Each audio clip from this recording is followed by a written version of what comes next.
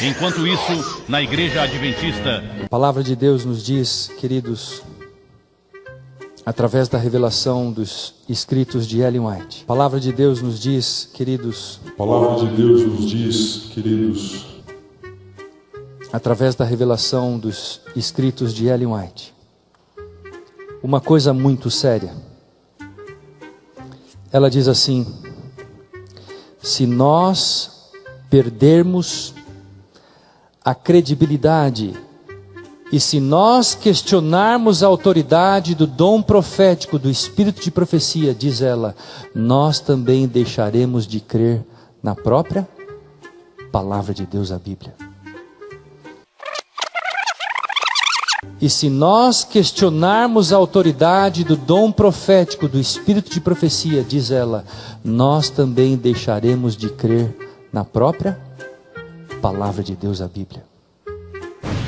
Isso aí é heresia, enganando o otimista, da falsa profetisa, iludindo o adventista. Acorda, meu amigo, pare já com isso.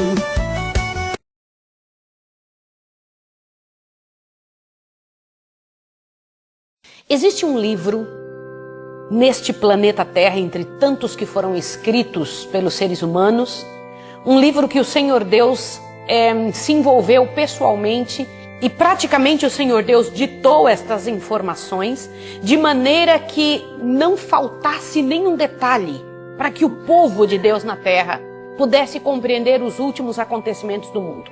O inimigo das almas odeia esse livro e faz de tudo para que o povo não leia. O livro é o grande conflito. O livro é o grande conflito. Esse livro que você está vendo na tela agora. Este livro vai ser estudado em 42 dias. Que são 42 dias, imagine. Em 42 dias você entender o livro que as pessoas mais têm dificuldade de ler. Qual é o momento mais importante em relação às questões que envolvem salvação? Ellen White diz, o santuário no céu é o centro da obra de Cristo em favor dos homens. Ellen White diz, o santuário no céu é o centro da obra de Cristo em favor dos homens. Não é a cruz, não é a cruz, não é a cruz, Não é a cruz. não é a criação, não é o momento do dilúvio, não é o nascimento de Jesus, não é a ressurreição. Qual é então o momento mais importante da história do planeta Terra? O que começou em 22 de outubro de 1844? Um juízo que nós chamamos tecnicamente de investigativo ou pré-advento.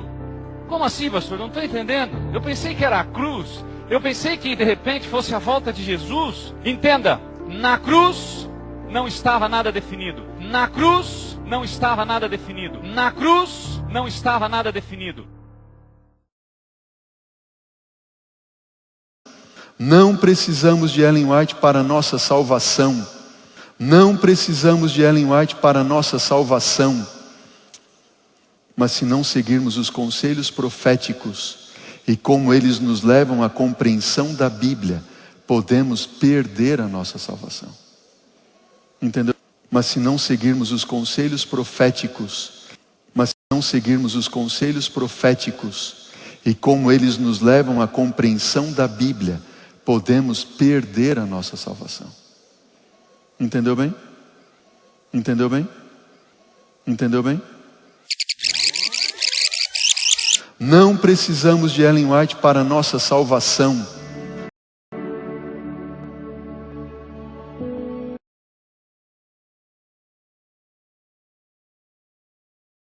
Que o trabalho de um policial, assim como o trabalho de um médico, ou de um enfermeiro, são trabalhos essenciais à vida. Agora, isso não significa que tais profissionais não tenham que, dentro das possibilidades deles e que Deus também oferece, que eles não tenham que guardar o sábado, porque o mandamento é para todos.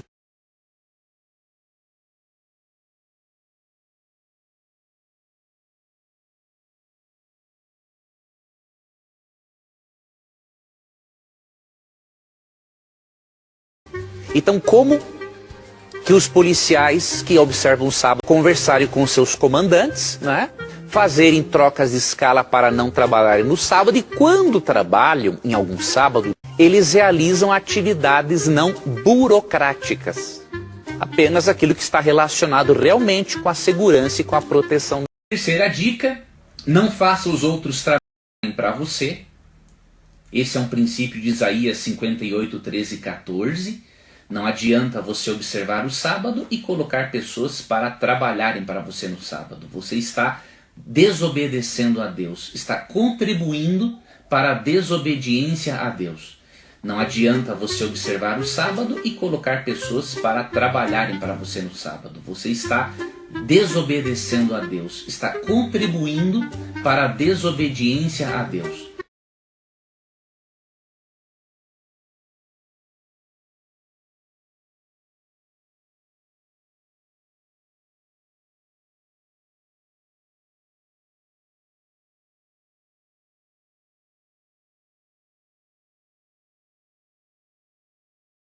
Vou falar apenas de Deus Filho. Deus Espírito Santo eu falo numa outra oportunidade.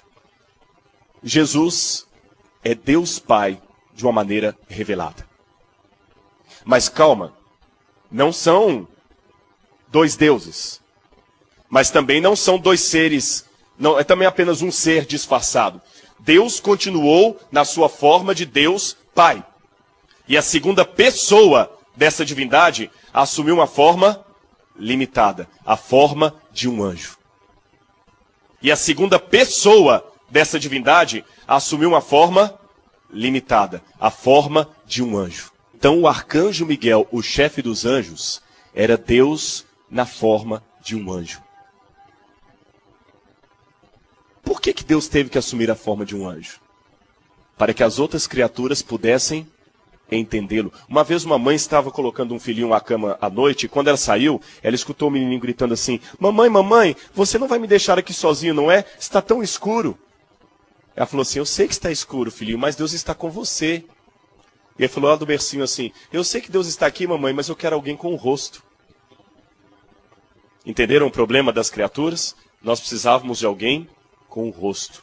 Então, Miguel é Deus com o rosto. A segunda pessoa da divindade resolveu assumir a forma de um anjo.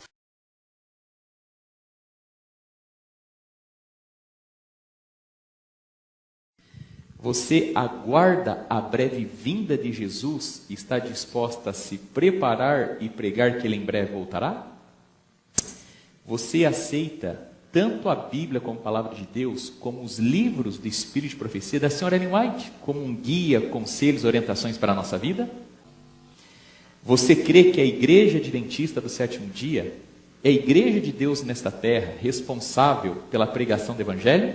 Vocês aceitam os 10 mandamentos da Bíblia como vigentes para ser guardados eternamente, e pela graça de Deus vocês prometem diante de Deus e das testemunhas aqui presentes guardar os mandamentos, e também o mandamento que requer a guarda do sábado, de pôr do sol a pôr do sol, não comprando, não vendendo e não negociando e não assistindo programas indecentes na televisão de sábado? Não comprando, não vendendo e não negociando e não assistindo programas indecentes na televisão de sábado? Vocês acreditam que o corpo de vocês é o templo do Espírito Santo? Parabéns. E vocês prometem diante de Deus, das testemunhas aqui presentes, cuidar do corpo de vocês como o templo do Espírito Santo, não fumando, não usando droga, nem a maconha, nem o crack, nem a cocaína, nada de droga, não bebendo bebida alcoólica, nem a cerveja, nem a champanhe com álcool, nem a cachaça. Prometem também, o corpo como templo do Espírito Santo, não comer carnes imundas, como por exemplo, a carne do porco, seus derivados que são a mortandela, o presunto, o salame, né? Condimentos suínos, para que assim o Espírito Santo de Deus habite no corpo de vocês? Parabéns. E você também aceita a Igreja de Deus, a Igreja remanescente, é representada pelo dom profético. E hoje nós temos os escritos de Ellen White. Você crê no dom profético do Espírito de Profecia através dos livros de Ellen White? Creio. Você crê que lá no céu há um santuário que nós conhecemos como santuário celestial? Aqui na terra, o Senhor pediu que o seu povo construísse o santuário terrestre. O santuário terrestre é um tipo do santuário celestial. E lá nesse santuário, nós temos o intercessor, que é Cristo Jesus, que perdoa todos os nossos pecados, que purifica a nossa vida e limpa o nosso coração de todos os nossos erros. Você crê na doutrina do santuário e na intercessão de Cristo Jesus por nós, para perdão dos nossos pecados? Sim. Amém. Mas em muitos momentos da minha vida eu passei por dificuldades, e dificuldades até financeiras, e eu cheguei para Deus assim: Senhor, o que está acontecendo, Senhor? Eu sou fiel a Ti, o Senhor não está comigo? Deus lá do céu olhou para mim e disse assim: eu estou contigo, só quero saber se você ainda continua comigo. Deus lá do céu olhou para mim e disse assim: eu estou contigo, só quero saber se você ainda continua comigo. Entendeu a ideia? Se você estiver comigo, eu vou poder fazer por ti. Se você estiver comigo, eu vou poder fazer por ti. E Deus, Ele lembra a gente sempre disso. Deus é fantástico. Deus é fantástico. Queridos, segundo ponto, aquele que não é fiel a Deus, eu pergunto para você, quem não teme a Deus e não é fiel a Deus, ele vai conseguir ser fiel à sua esposa? Alô, tem alguém aí? Se não teme nem a Deus, não é fiel a Deus, vai poder ser fiel à esposa? O que você acha? E a esposa que não é fiel a Deus, você acha que ela vai temer e ser fiel à esposa? Não está nem aí para Deus? A pessoa mais santa e importante do universo, conhece e não é? Vai ser fiel no trabalho? Vai ser fiel com seus colegas de trabalho, com seus filhos? Vocês estão entendendo? Ó, queridos, por isso que ser fiel a Deus é tão importante. Se eu falo hoje para alguém que não tem sido fiel a Deus, em nome de Jesus, às vezes você pode estar até tendo muita prosperidade na sua vida, mas você não vai herdar a terra, porque isso é uma questão de salvação. Porque isso é uma questão de salvação. Porque isso é uma questão de salvação. Não me entendam mal. Não é que por você dizimar você vai ser salvo. Mas todos os salvos reconhecem que Deus é o seu Criador e mantenedor. Amém? Porque isso é uma questão de salvação. Porque isso é uma questão de salvação.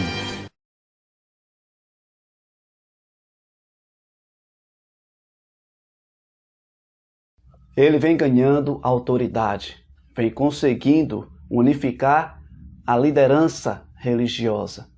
Ele vem crescendo nas redes sociais, nas emissoras de TV, rádio. Fica comigo até o final e nós vamos perceber como a profecia vem se cumprindo perfeitamente. Hoje vamos estudar a Bíblia com o livro O Grande Conflito.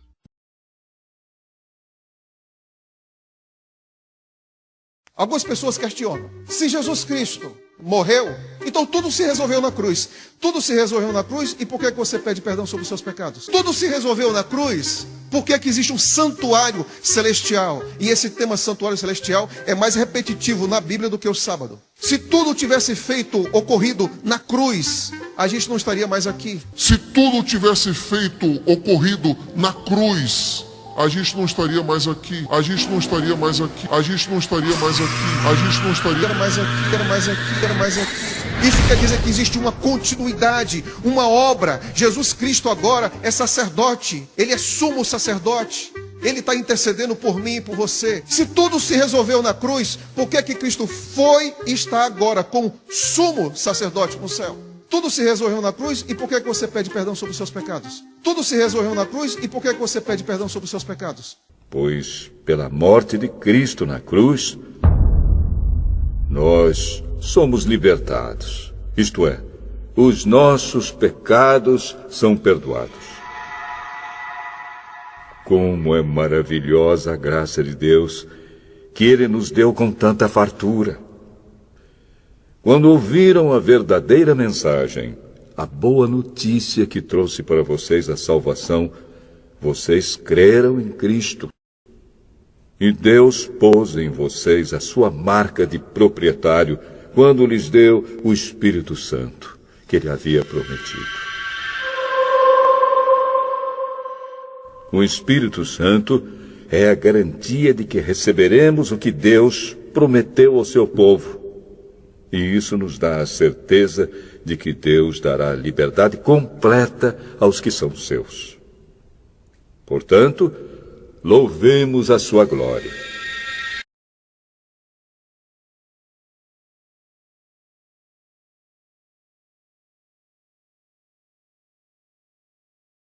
Lucas capítulo 23, verso 43. Aquele momento em que Jesus está morrendo na cruz, ladeado por 2 ladrões, e um deles percebeu que estava ali junto com o Messias, com o Salvador da humanidade. E ele não perde a oportunidade. Ele faz um pedido para Jesus. E eu quero ler para você o que ele diz aqui, quer dizer, o que foi parafraseado por Eugene Peterson, na versão, aqui na paráfrase, a mensagem. Diz assim: Jesus disse, pode ter certeza, hoje você irá comigo para o paraíso. Você se lembra como está na Almeida? Não tem nada a ver com isso, né? Hoje te digo, estarás comigo no paraíso. Não tem essa de que irá comigo para o paraíso. Vamos ver como é que está na Clear Word, a tradução desse verso. A paráfrase desse verso, melhor dizendo. Vamos lá, Lucas, capítulo 23, verso 43. Lucas 23, 43. Aqui está assim, ó. Eu prometo a você hoje, quando eu retornar na minha glória, com glória, na glória do meu Pai, eu vou trazer você comigo ao paraíso. I will take you, eu vou levar você, né, comigo para o paraíso. Olha que precisão, olha que precisão, olha que precisão.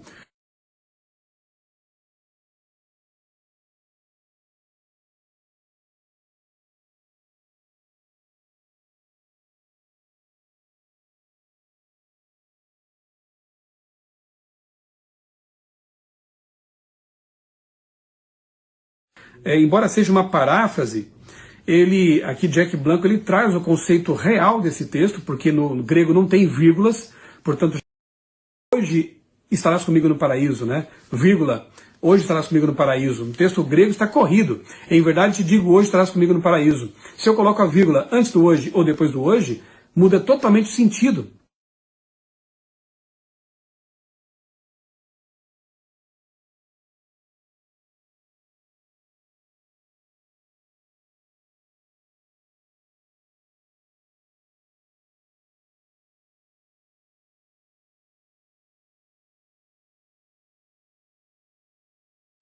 Só que Jesus não poderia dizer ao ladrão que ele estaria com ele no paraíso, ou iria com ele para o paraíso naquele dia, porque nem Jesus foi para o paraíso naquele dia. Jesus só foi para o céu 3 dias depois. Ele morre na sexta, descansa na sepultura no sábado, no domingo ele diz para Maria Madalena para não impedi-lo, não detê-lo, porque ele tinha uma obra ainda a ser feita, e ele vai para o céu ali encontrar o Pai.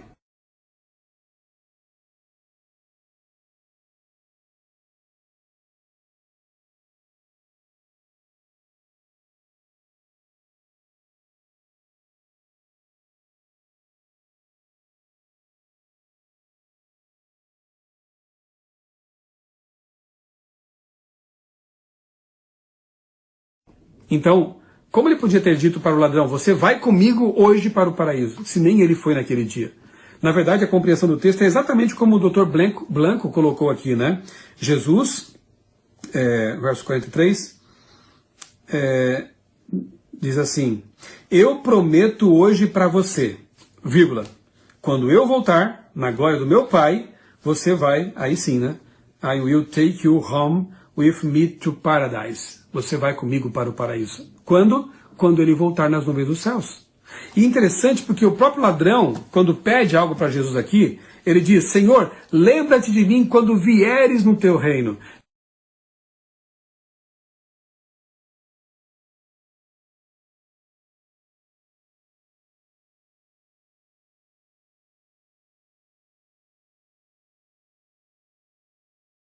Jesus responde exatamente como o ladrão pediu: quando eu vier, você estará comigo no meu reino. Quando eu vier, você estará comigo no meu reino. Quando eu vier, você estará comigo no meu reino.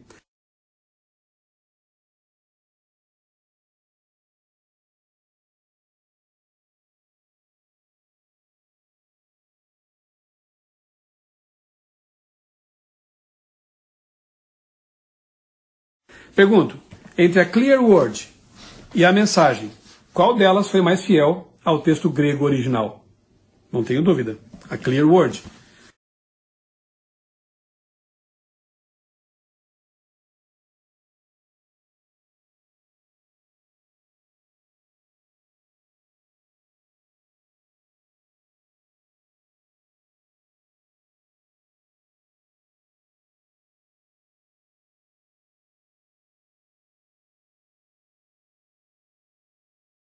Quando eu falo para as pessoas e tento explicar a diferença entre cristianismo e adventismo, eu mostro isso aqui, ó. Eu venho aqui fazer um convite muito especial para você. Nós estamos planejando uma linda viagem para os principais pontos históricos do surgimento do adventismo nos Estados Unidos. Vamos à fazenda de Guilherme Miller. Vamos visitar a sepultura de Miller, onde Ellen G. White diz que anjos vigiam o precioso pó desse servo de Deus. Nós iremos também na casa de José Bates. Lembra do Capitão Bates? O homem que trouxe o sábado para o adventismo? Vamos visitar a sepultura de Miller, onde Ellen G. White diz que anjos vigiam o precioso pó desse servo de Deus.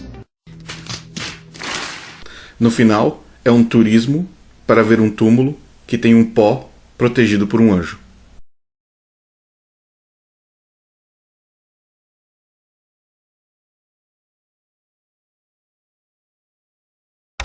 Outro detalhe, irmãos.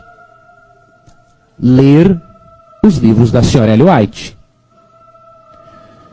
Eu já acredito que uma pessoa que lê um por ano, ela já está bem mal espiritualmente.